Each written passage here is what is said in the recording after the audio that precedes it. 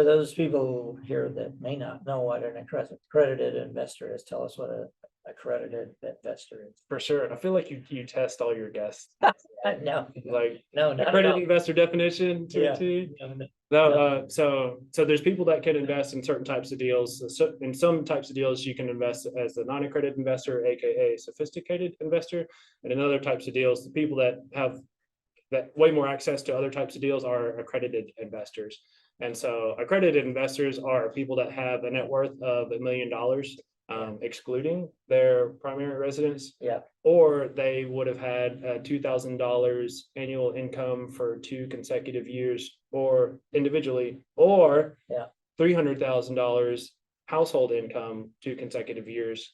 But all that may not matter if they're changing the regulations around what accredited investors, like they're trying to add tests and increase the net worth requirement to 3 or 5 million. So this definition as of September 8th, 2022. Yeah. 27. Yeah. Yep. Okay, very good. Did I pass? You passed, perfect. Yeah. Excellent. Mark him down for an A, will you, Blake? So that's good. Okay, good. But so I know you said, hey, you're passively invested in, a couple of deals, right? So, because I know, a lot of people, what kind of homework did you do on those deals before you said, okay, I'm in, right? Yep. I mean, the people, did you look at the deals and underwrite them yourself to make sure it was good? Tell us that experience, right? Because there's a lot of people in here that probably or could get approached by people going, hey, we're trying to raise some money on the LP side for this kind of deal. So what did you do when they maybe somebody approached you about the investing in the deal? Yeah, and it may be a little different for me since I was also trying to build a business around this very thing. And so I was looking for opportunities to invest that aligned with my markets. So Louisville to Huntsville, East Tennessee. And so the deal for Louisville came out, but generally how you should be evaluating the deal is the team, then, do you believe in the market, and then the deal structure, and then the asset itself, right? The business plan. So the team is held in the highest regards just because they can ruin everything. Like if you're looking at it from a worst case scenario type thing, you can give a great deal to a terrible team and they can turn it into a terrible deal, right? Or you can give an okay deal to a great team and they can squeeze every ounce of juice out of that sucker and make it sing. So the team is what really is going to, I guess, I'd give that the most weight in any sort of opportunity. Right. But I guess the rest is just, do I truly believe in Louisville? Do I think it has a stable economy? Do I think it's recession resilient? If this is a 5 to 10 year hold, right? We're not going to flatline. The economy has never done this, by the way. And so it's do I think it's going to be stable in, uncertain times? And so that's something that everyone kind of has to figure out on their own. That if you just look at e-commerce alone, I don't think anyone's going to stop buying off of Amazon, right? The UPS is the #1 employer. It's a major logistics hub. You can get to 75% of the US state line wise from Louisville. And I think it's pretty close for Nashville too. So it kind of explains why FedEx is in Memphis. But and then outside of major logistics, it got really big eds and meds exposure. So primary, secondary education, as well as hospitals, pharmaceuticals, stuff of that sort. So really lends itself to kind of what I would call the recession resilient stuff. I think when 2008 happened, Nashville was actually relatively unaffected because there were 17 hospitals and we had such a good foundation of the stuff that just wasn't going away. So same thing for Louisville, right? So pretty stable economy. It's not one of those economies that's Dallas or Phoenix, where it's we're having 23% year-over-year rent growth. It's just hey, we've had 5 and that's great.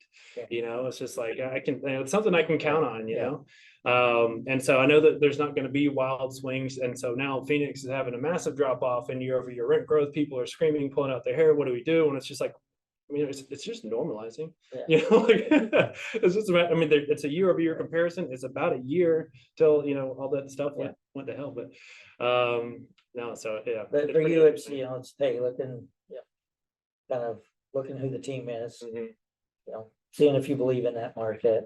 Obviously, looking at the deal, right? For sure. From there. I mean, so, in a lot of ways, it can be very much like if somebody approaches you about, wanting to be, or will you be on a sponsor on a deal, right? I've heard a lot of people that, have been asked to be a sponsor on some deal. Sure. And, they're going through the same stuff, right? They're looking at, okay, who's the team, what the market is, looking at the deal. So I think this is a good deal, a lot of those things, right? So I think those all, are key that you really need to look at if you get asked, maybe, hey, do you have some money sitting on the sidelines and maybe you want to put into a deal, or you want to be a sponsor on a deal or anything like that, right? For sure. Those type of things. So, questions from the audience so far? Yeah, Tommy, how many syndications have you done, and what have you found to be the most difficult part about being a syndicator? It's I'll answer your second question first, but it's hurting the cats.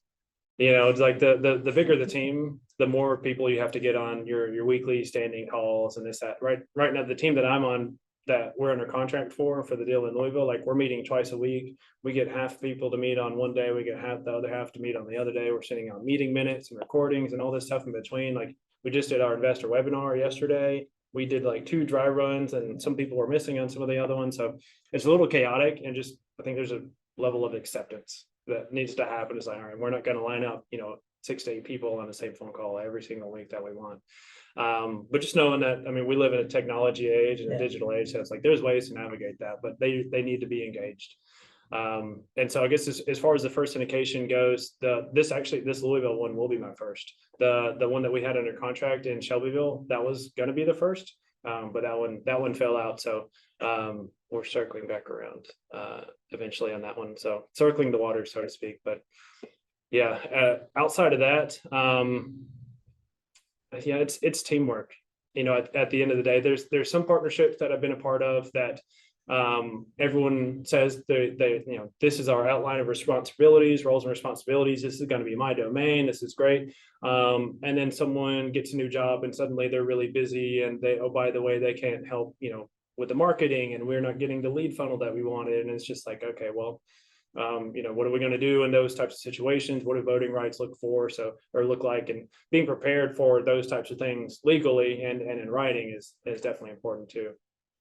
I don't know if that answered all of your questions. Yeah, that was good.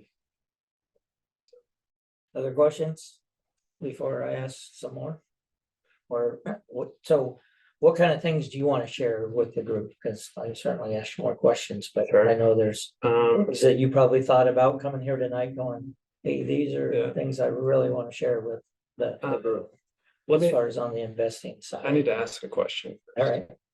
So who wants to like actively invest in real estate? So who already has some assets of theirs that they're already managing? And so I guess about 50-50, maybe like 60-40, but so I would say just to those that are trying to get started, whether it's single family or commercial, I think commercial to me was like really intimidating. I was just like, that's a whole other animal. Like, I don't want to start eating that elephant, but it's really not that intimidating. But once you dig into it, but yeah, just one bite. We went to eat that elephant. We went to Cambodia a couple weeks back, and we actually like petted elephants. And then I brought that colloquial up to Michelle's, how do you eat an elephant? And she's like, you don't. Eat an elephant. That elephant was so sweet. And there's a mama and a baby. She's like, you would never eat an elephant. I was like, okay, well, that was a disaster. Let me just ask that. Sorry, I tangent. There we go. Let me back in. So general advice would be if you're wanting to get started, it's market first. Right. I think you get educated enough, accept the fact that you're not going to know everything. Don't let that stop you. Analysis paralysis is real. I'd say just get, to around like 70% of knowing what you need to know. And then it's talking with other people, it's seeing what other people have done around you, ask your real estate investor neighbors what they're doing, or if you see like a for rent sign in a market that you want to be in, like call them up. Be like, hey, like, do you own this place? How did you get it? Do you want to sell it? Like the power of networking, you're going to get out of it what you put into it. Yep. So it's pretty interesting. But I would say after getting educated, pick your market first. because you're never going to know what a good deal looks like if you're looking at every single market. So you need to be putting in the reps saying, all right, if I'm going to get started in single family homes, I need to know what cash flows. So it's going to take you a while to realize that if I want to be in Clarksville, if I'm buying at a $200,000 price point, it needs to be renting for $1,800 a month. You know, it's going to take you all be like, okay, this fits my return criteria. That cash flow is based off of, you know, taxes and expenses and debt service and stuff like that.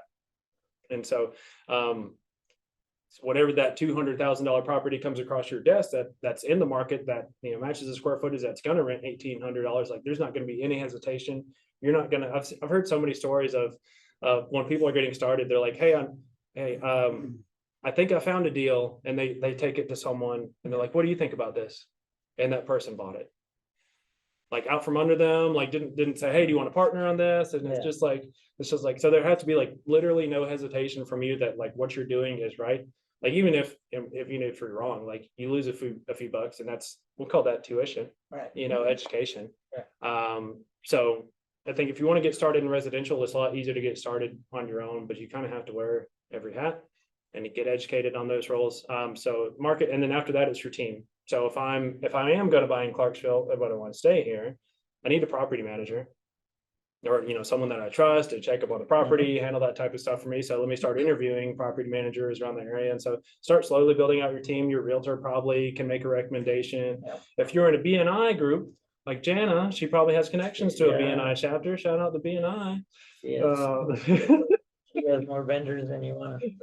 So it's probably easier to find your team after your market than you think.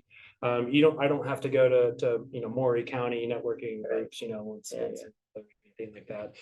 So market, team, and then do it. So let's talk about